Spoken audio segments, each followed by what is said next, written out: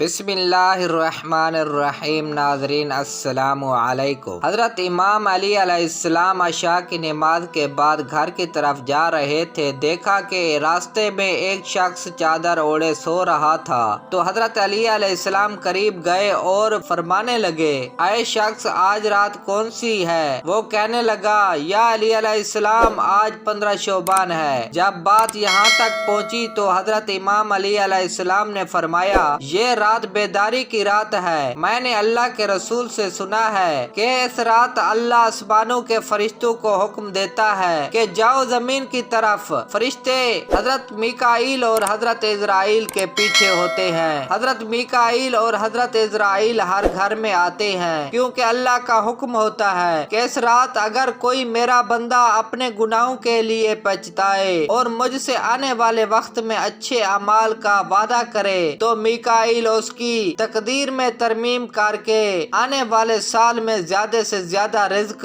اور فراوانی لکھنا۔ اور اللہ کا حکم اسرائیل کے لیے ہوتا ہے کہ اے اسرائیل ہر گھر میں جا کے دیکھ، آنے والے سال میں جس جس گھر میں جو مرنے والا ہے اسے بتا کہ بیدار ہو کے اپنے اللہ کی عبادت کرے، کیونکہ باقی اس کی زندگی میں اتنی سانسیں اور اتنی دھڑکنیں موجود ہیں۔ اگر کوئی میرا بندہ اس رات اپنی زندگی میں میری عبادت کے لیے مجھ سے مہلت مانگے تو اس کی زندگی میں فراوانی لکھنا، اور اگر وہ آنے والی زندگی میں مصیبتوں اور بیماریوں سے نجات مانگے تو اس کی آنے والی زندگی میں ہر مصیبت کو ختم کر دینا۔ اے شخص اس رات تمہارے پروردگار کا حکم ہوتا ہے کہ اے فرشتوں جاؤ ہر گھر میں نگاہ ڈالو، آج کی رات کسی بھی انسان کی کوئی بھی دعا رد نہ ہونے پائے۔